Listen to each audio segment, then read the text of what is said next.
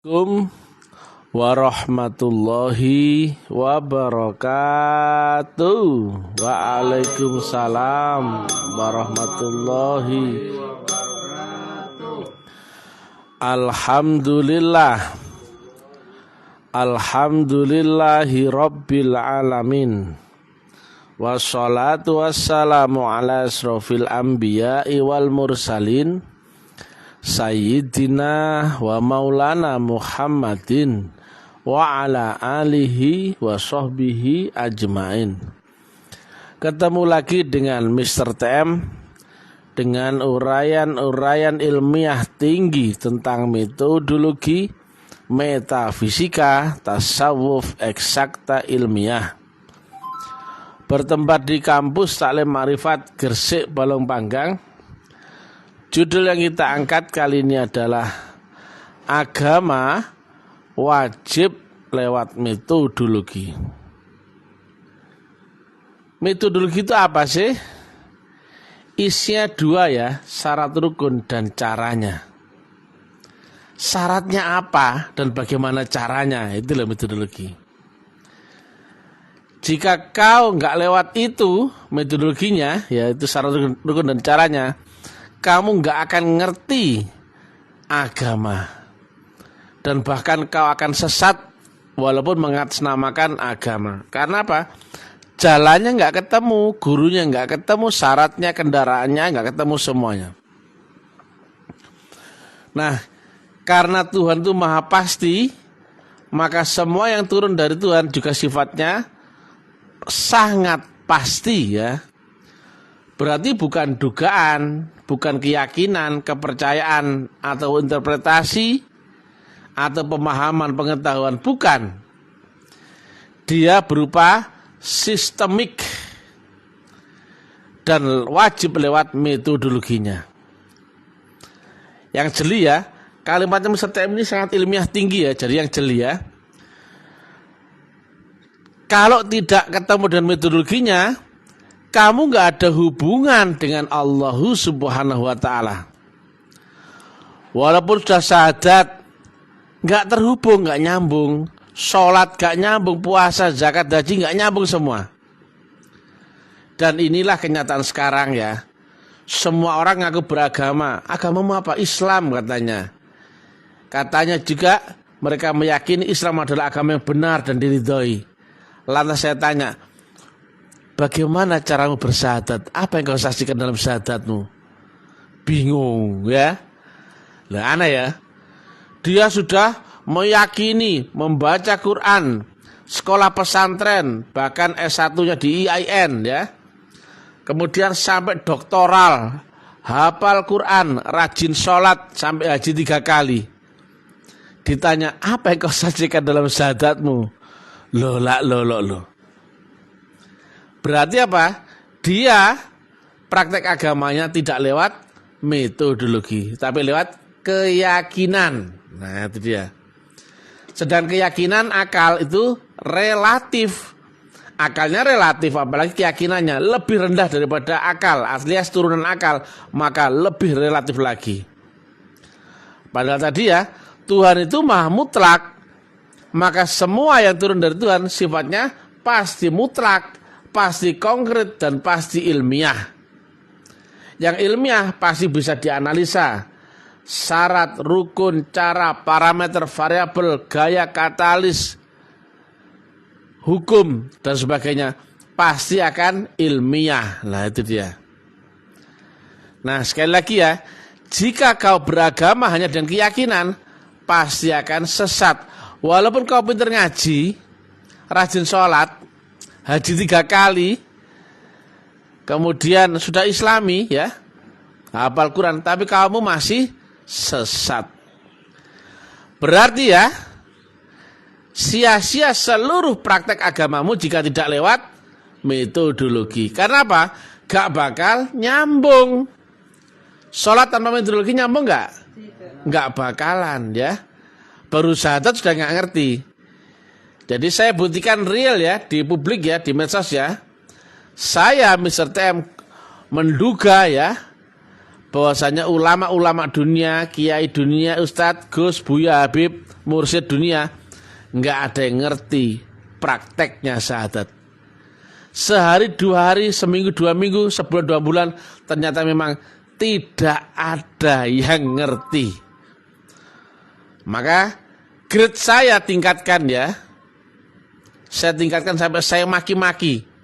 Supaya apa? Mereka ini mensomasi kek atau apa kek ya.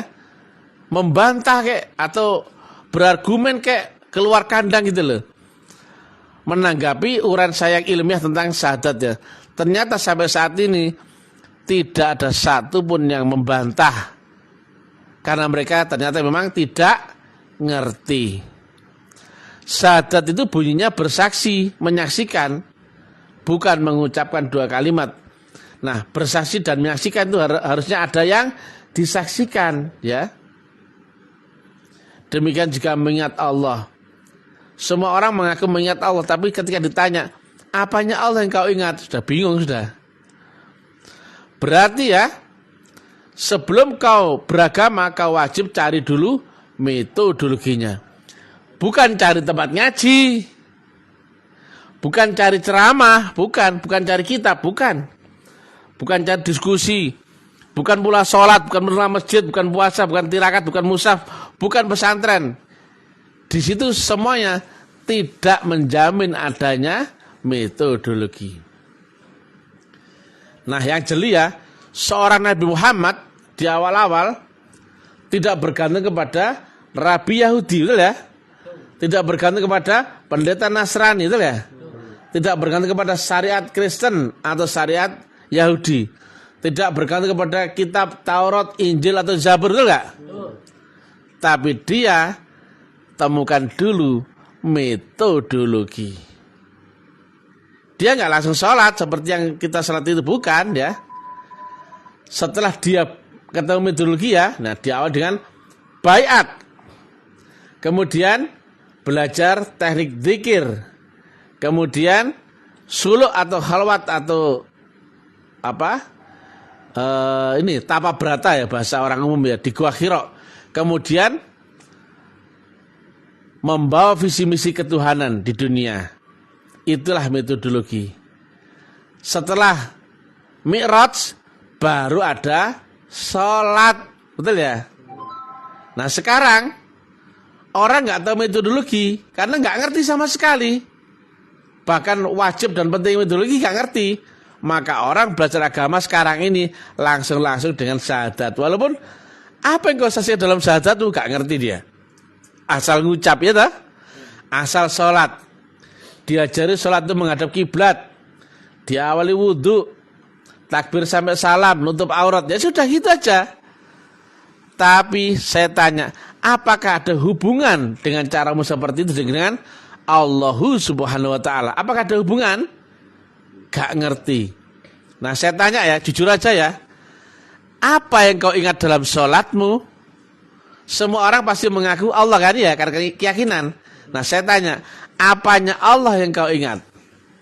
Nah sudah bingung sudah. Apakah kumisnya? Apakah kentutnya? Apakah gantengnya? Apakah jasnya atau apanya? Gak ngerti sama sekali. Nah karena mereka beragama tidak lewat metodologi, maka gak mungkin bisa makrifat. Walaupun di mana-mana pengajian tauhid banyak, pengajian hakikat banyak, pengajian batin, pengajian spiritual, pengajian ngaji diri, pengajian rasa, pengajian makrifat, itu kan judulnya. Begitu ditanya bagaimana metodologinya, gak ngerti. Di awal dari syahadat saya geber ini di publik ya.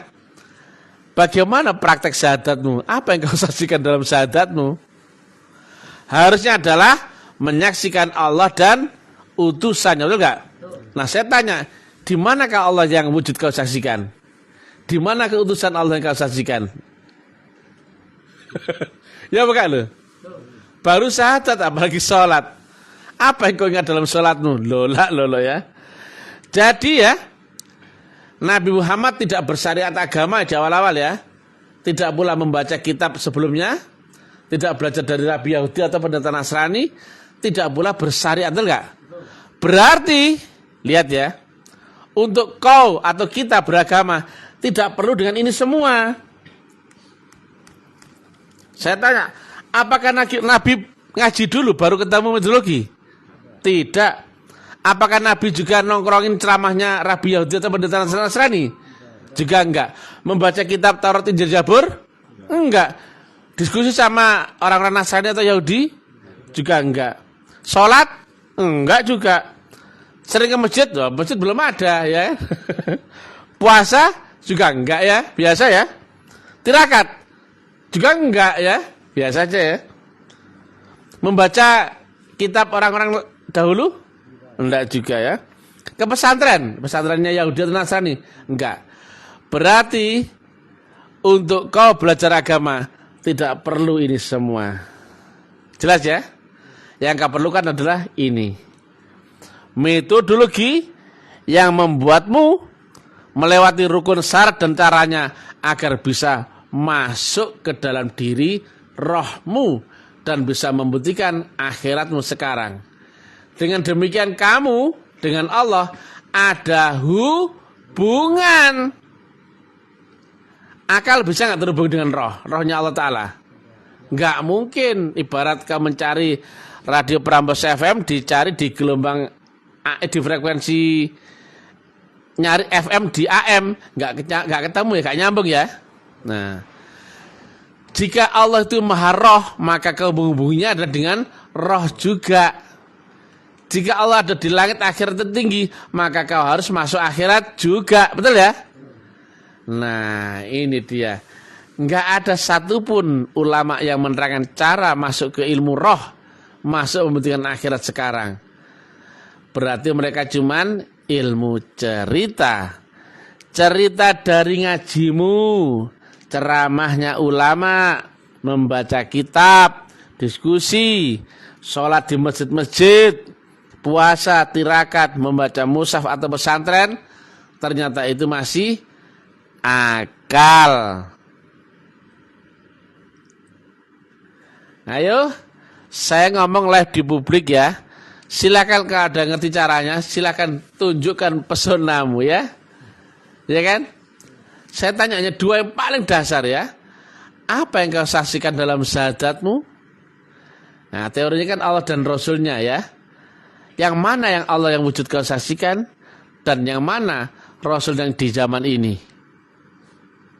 Kalau kamu tahu, saya tunggu pesona tampilanmu di komen Taklim Ma'rifat ya. Dan juga yang kedua, bagaimana caramu mengingat Allah jika dia laisa kamislihi syai'un. Nah, ini ya, jadi banyak orang beragama itu dikira dengan ini semua yang ini. Ini nggak akan mengantarkanmu beragama ya, karena nggak akan bisa makrifat. Ya. Ini nggak akan bisa makrifat, tapi kalau menuju makrifat wajib lewat ini. Harus baiat dulu. Kemudian diajari caranya zikir yang menyamakan frekuensi dan gelombang. Ketemu dulu dengan Rasul zaman ini. Rasul zaman ini aja ditolak banyak orang ya kan. Dikira orang kan mengira, ini hampir semua ulama ya, enggak ada lagi Rasul setelah Rasul Muhammad. Iya apa enggak?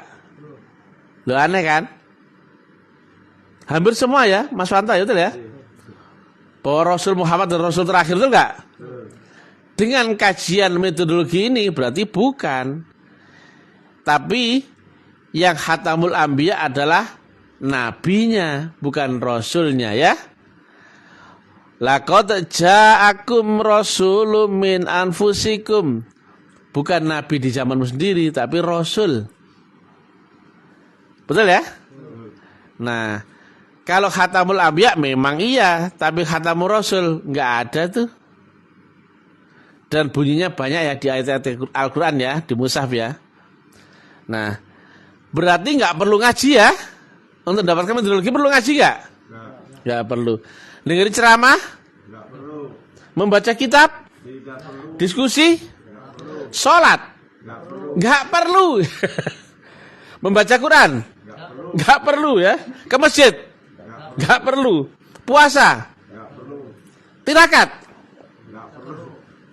Musaf? Enggak perlu. Pesantren? Enggak perlu. Enggak perlu semuanya ya. Yang kau perlukan adalah temukan dulu wasilahnya. Dan sebelum kau temukan wasilah, temukan dulu sang pembawa wasilah. Dia adalah Rasul di zamanmu sendiri. Barulah dengan itu kau akan ngaji. Kau akan dengarkan ceramah gurumu, tapi yang beneran, bukan ceramahnya sontoloyo ulama dunia. Kemudian kau ketemu kitab yang qadim, diskusi dengan gurumu. Makanya kata Nabi ya, kalau ada masalah apa-apa, tanyakanlah kepada ahli zikir, betul nggak? Nah, kemudian kau belajar sholat. Karena apa? Sudah kenal siapa yang kau sembah. Yang kata Sayyidina Ali, aku nggak akan menyembah Tuhan ya, yang tidak aku lihat. Betul ya? Betul. Loh, jelas toh? Jelas. Lah kalau kau nggak ketemu Tuhan yang wujud di dunia, maka kau nggak pernah bersaksi dalam syahadatmu dan kau nggak akan bisa ingat Allah dalam sholatmu, betul nggak? Nah, jadi ini semua berlaku setelah kau beserta dengan guru rohani. Jadi nggak perlu ngaji dulu, nggak perlu sholat ya, nggak perlu. Kalau kau ngikutin Nabi Muhammad, nggak usah sholat ya, nggak usah sholat ya. Nabi Muhammad menemukan metodologi dulu, demikian juga Nabi Isa, Nabi Musa ya, menemukan metodologi itu, belajar adaptasi, terhubung nyambung, baru sholat. Karena apa? Sholatnya nyambung, ngajinya nyambung, puasanya nyambung, belajar apa aja nyambung ya. Bagaimana coba kalau orang ya sudah sholat nggak nyambung, dapat apa? Neraka. Zikir nggak nyambung ya. Puasa gak nyambung ya, dapat apa? Lapar dan haus ya kan? Ngaji gak nyambung dapat apa? Jahanam ya kan? Nah, berarti metodologi ini adalah rukun syarat dan cara agar kau bisa tersambung akan Allah Subhanahu wa ta'ala di ars ya, lewat metodologi wasilahnya. Jelas ya? Salat tanpa metodologi sia-sia enggak? Sia-sia. Ngaji? Sia-sia. Membaca Quran? Sia-sia semua ya. Makanya di dalam Al-Waqiah 79 ya, enggak akan kau bisa menyentuh Quran kecuali oleh roh loh. Jelas toh? Lah cocok dengan ini. Roh ya yang disucikan loh. Demikian juga iman itu ditanamkan di dalam dada, bukan di kepala. Berarti ini tentang roh ya. Nah, kesesatan ulama-ulama dunia ya, mereka tidak tahu metodologi ya, tidak tahu syarat rukun dan caranya, tidak tahu wasilah, tidak tahu Rasul zaman ini. Mereka hanya tahu caranya mengaji. A'udzubillahi minasyaitonir rajim. Ngerti ini gitu ya? Kemudian ceramah ya. Ittaqullaha haqqa tuqatih. Ngomong tok gak nyambung. Oh, sesat ya. Jika nggak beserta Allah pasti beserta dengan siapa? Setan ya. Nah, beserta berarti dia dahulu dengan terhubung, betul nggak? Kalau ngaku beserta tapi nggak terhubung, bagaimana coba? Lah terhubung berarti pasti kenal dulu, betul nggak? Maka siapa yang nggak bisa bersyahadat di dunia dengan menyaksikan wujudnya Allah yang di dunia, maka dia pasti bukan ma'rifat dan dia pasti ahlinya, walinya setan. Tepuk tangan untuk mereka.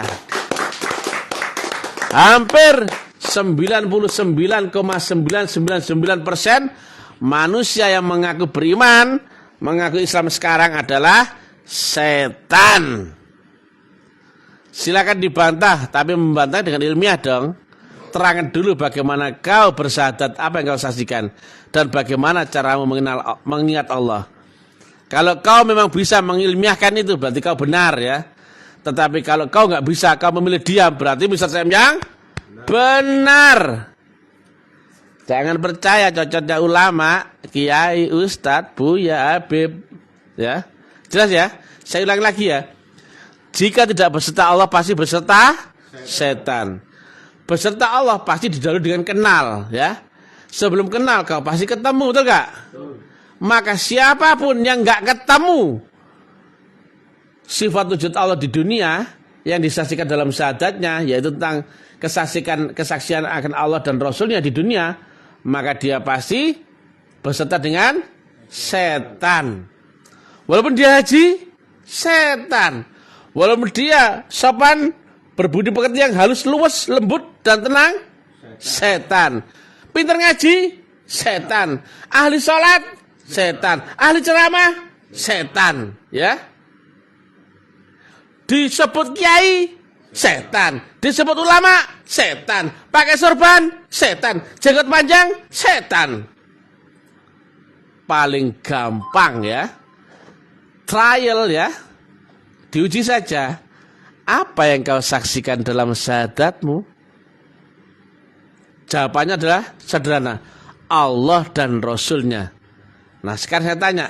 Apanya Allah yang kau saksikan? Dan Rasul mana yang kau saksikan itu? Bagaimana wujudnya? Ngeri nih ya. Ngeri ya. Karena jika mereka tidak mengakui Rasul, apalagi Allah, betul nggak? Karena nggak mungkin orang bisa kenal Allah tanpa lewat Rasul, betul nggak? Betul kalimat Nabi ya. Tidak akan kau kenal Allah di akhirat sebelum kenal Allah yang di dunia. Ternyata baru syahadat buyar agama ini. Islam bukan yang seperti itu ternyata ya. Nah kita sudah terjebak di sini semua. Itu banyak ulama-ulama kondang itu pada nggak ngerti semua itu. Makanya kan aneh ya. Saya kan di live di publik ya, di medsos ya, di YouTube, WhatsApp, kemudian Facebook, bisa jadi di-share di Instagram, di TikTok. Nah, saya bilang ulama-ulama kiai, Ustadz Gus, Buya, Habib atau mursyid yang KW goblok loh. Harusnya tujuan saya kan dimusuhi orang dong, betul nggak? Nah, kenapa saya sebut goblok? Mereka tidak kenal, tidak ngerti apa yang harusnya disaksikan dalam syahadatnya.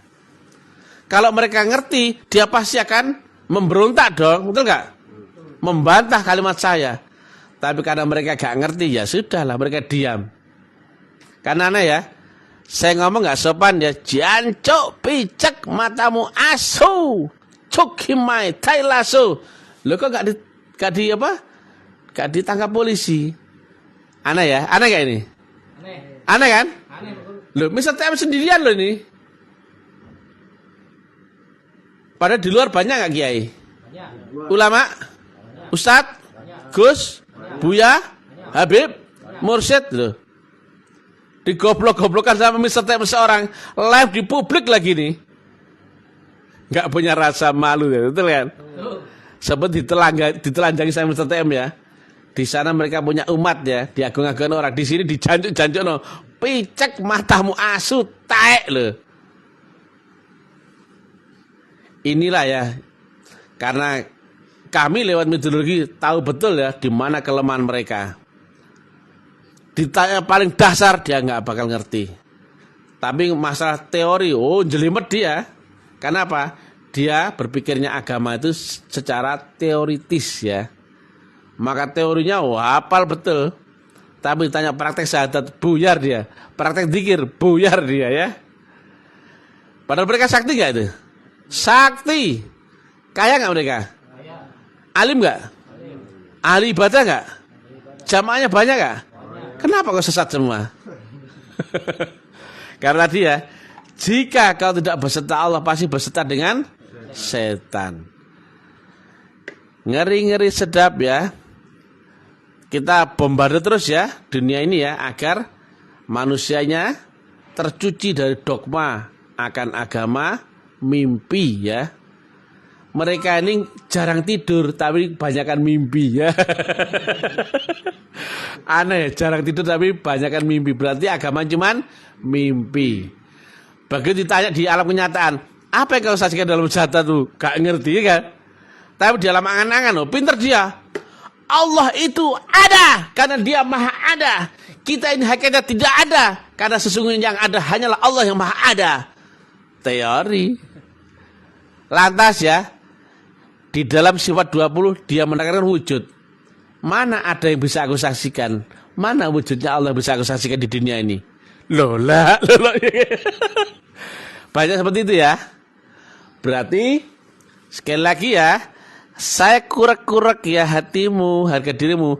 Berarti mereka sebatas ulama taek, kiai taek, ustadz taek, buya taek, gus taek, habib taek, mursyid taek. Kecuali ulama warasatul anbiya, itu gurunya Mr. TM, satu-satunya di dunia ini. Yang ngaku banyak ya, tapi cukup dengan uraian ilmiah begini buyar ya. Mana yang ngaku-ngaku sudah kelipes semua ya, habis itu. Gak bisa membantah, gak bisa komen aja gak berani kok, apalagi membantah gimana coba. Kalau saya salah, salahnya di mana? Kalau saya salah, yang benar bagaimana? Mau meneng ya. Nah, demikian yang bisa kami sampaikan ya. Jadi agama tidak perlu ngaji ya, tidak perlu ceramah ya, tidak perlu kitab ya, tidak perlu ini semua. Tapi yang kau perlukan adalah temukan wasilahnya. Sebelumnya kau harus temukan dulu pembawa wasilahnya. Dengan itu kau temukan metodologi agama. Setelah itu baru ada hubungan nyambung ya. Makanya Nabi Muhammad belajar nyambung 13 tahun ya. Baru ini semua ada hubungan. Kalau kamu ngaji kalau nggak ada hubungan cuman burung beo. Betul ya? Kamu sholat nggak ada hubungan cuman neraka. Tunggang-tungging kayak poco-poco. Kayak joget-joget ya. Dan betul nggak kalimat Nabi? Mereka sholat di sekitar Ka'bah tapi tidak lebih dari tari-tarian. Loh, bodoh nggak seperti apa misalnya yang ngolong-ngolong seperti itu? Mereka sholat seperti joget-joget, gak jelas. Nabi bilang gitu nggak? Hadis. Mereka sholat di sekitar Ka'bah, sekeliling Ka'bah, tapi tidak ubahnya seperti joget tari-tarian. Goblok gak mereka? Goblok. Taek gak mereka? Asu gak mereka? Jancok gak mereka? Cukime gak mereka? Tai lasso gak mereka? Padek celeng gak mereka? Jancok. Assalamualaikum warahmatullahi wabarakatuh.